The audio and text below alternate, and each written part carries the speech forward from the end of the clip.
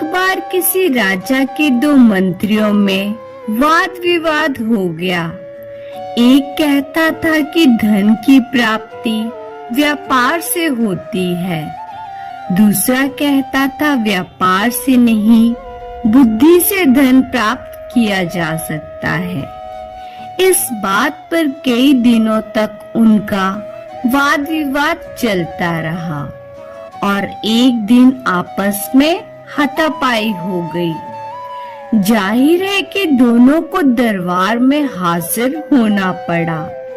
राजा को जब उनके झगड़े का कारण बताया गया तो राजा ने उस मंत्री को अपने पास बुलाया जो व्यापार से धन की प्राप्ति मानता था और बोले, जितना धन तुम्हें चाहिए वे खजाने से ले लो और इस बात को सिद्ध कर दिखाओ कि व्यापार से धन की प्राप्ति होती है। इसके बाद दूसरी की बारी आई। राजा ने पूछा, तुम्हें विश्वास है कि बुद्धि से धन प्राप्त किया जा सकता है? मंत्री ने उत्तर दिया, महाराज, बुद्धि के द्वारा संसार की हर वस्तु को प्राप्त किया जा सकता है, उसके लिए व्यापार ही जरूरी नहीं है। राजा बोला, ठीक है, और उसे कुछ न देकर बिना वेतन अपने अस्तबल में घोड़ों की देखभाल का काम सौंप दिया।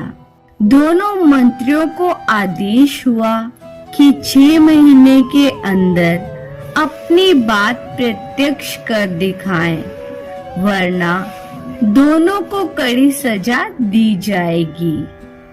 जिस मंत्री को खजाने से बहुत सा धन मिला था, उसने सारे शहर में दुकानें खोल दी और अधिक से अधिक पैसा बनाने के चक्कर में दिन रात परेशान रहने लगा। जबकि दूसरा अस्तबल में बैठकर सोचने लगा कि किस तरह पैसा बनाया जाए। तभी उसे एक तरकीब सूझी। उसने घोड़े की लीद को सूंघना शुरू कर दिया। राजा के अस्तबल में 700 घोड़े थे और हर घोड़े पर एक सवार नियुक्त किया गया था। मंत्री को घोड़े की लीद सूंघते देख अस्तबल के कर्मचारियों में खलबली मच गई। वे मन ही मन डर गए। ना जाने मंत्री क्यों घोड़े की लीद सूंघ रहे हैं। एक दिन अस्तबल के मुखिया ने पूछा, महाराज, आप घोड़े की लीद क्यों सूंघते हैं? मंत्री गंभीर हो गया और बोला, इस बात का पता लगाना चाहता हूँ कि घोड़े कमजोर क्यों होते जा रहे हैं। अब मालूम हुआ कि तुम लोग कितने नमक हराम हो। घोड़ों के हिस्से का दाना खुद खा जाते हो और उन्हें केवल घास ही मिल पाती है। यह बात राजा को बतानी पड़ेगी। यह सुनकर मुखिया की जान संकट में पड़ गई। सोचा, मंत्री ने ये बात राजा को बता दी तो सबको नौकरी से निकाल दिया जाएगा, साथ ही कठोर दंड भी मिलेगा। उसने सभी सवारों से पैसे इकट्ठे किए और एक खासी रकम मंत्री के हाथ देते हुए प्रार्थना की कि वह इस बात की चर्चा महाराज से ना करें। कुछ ही दिनों के अंदर मंत्री ने हजारों रुपए लाकर राजा के सामने रख दिए। मंत्री का यह कमाल देखकर राजा को आश्चर्य हुआ। राजा ने उसे अस्तबल से हटाकर समुद्र की लहरें गिनने में लगा दिया। अब मंत्री जी सुबह से शाम तक समुद्र के किनारे बैठने लगे।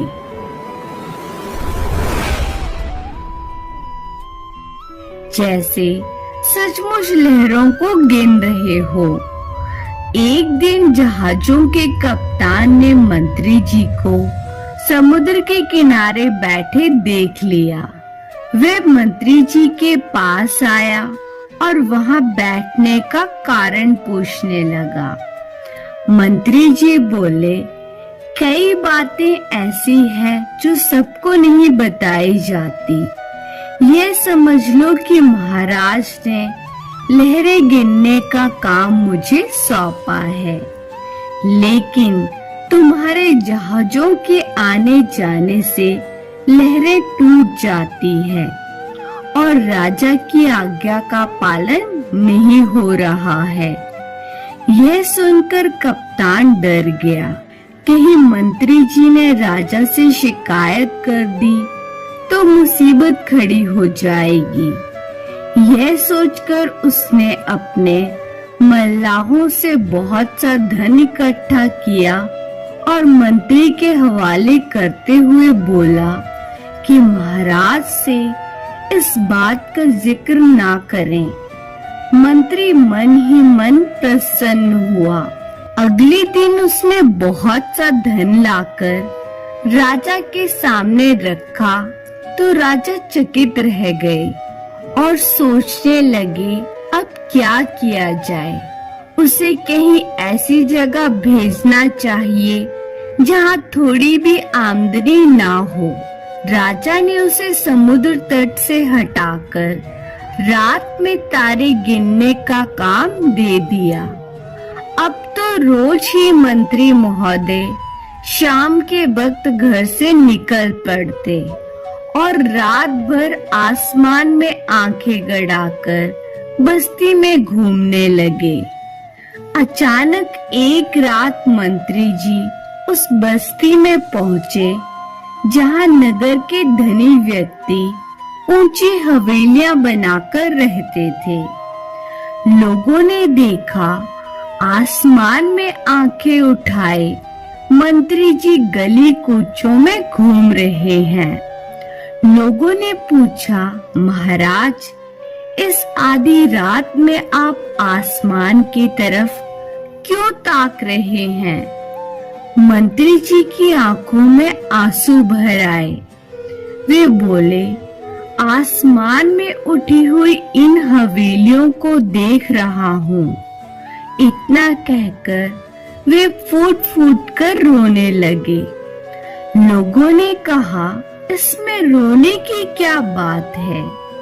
मंत्री जी ने उत्तर दिया, रोना इसलिए आ रहा है कि इतनी सुंदर हवेलियों को बहुत जल्द गिरा दिया जाएगा। फिर लोगों ने पूछा, ऐसा क्यों किया जाएगा? पूछने पर मंत्री जी ने बताया कि महाराज ने मुझे तारे गिनने का काम दिया है और तुम्हारी इन ऊंची हवेलियों के कारण मुझे इस काम में असुविधा हो रही है, इसलिए इन्हें गिराना पड़ेगा, तभी राजा की आज्ञा का पालन किया जा सकता है। नहीं नहीं, ऐसा नहीं होना चाहिए। बस्ती के लोग मंत्री जी के आगे हाथ जोड़कर बोले, आप महाराज को समझाएं कि ऐसा नहीं करें। बिना इन्हें गिराए भी तो तारों को गिनने का काम किया जा सकता है। हवेलियां गिरा दी गई तो हम लोग उजड़ जाएंगे। आप जितना पैसा चाहते हैं वे हमसे ले लें, लेकिन इन हवेलियों को बचा लीजिए। अच्छा, कोशिश करूंगा। इस बार मंत्री जी ने बहुत बड़ी रकम बस्ती के लोगों से निकाल ली और उसे लाकर राजा के सामने रख दिया। मंत्री जी की बुद्धि को देखकर राजा की आंखें खुली रह गई। उसे विश्वास हो गया कि मंत्री ने सच कहा है। बुद्धि के द्वारा संसार की हर वस्तु को प्राप्त किया जा सकता है। 6 महीने के अंदर मंत्री ने अपनी बात को प्रत्यक्ष कर दिखाया। इससे राजा बहुत प्रसन्न हुआ और उसे अपने दरबार का मुख्यमंत्री बना दिया। हेलो दोस्तों, नमस्कार। आप लोग को हमारे चैनल में स्वागत है। अगर आप लोग को हमारा कहानी अच्छा लगा हो तो लाइक सब्सक्राइब जरूर करें, साथ में कमेंट करें और शेयर करें। धन्यवाद।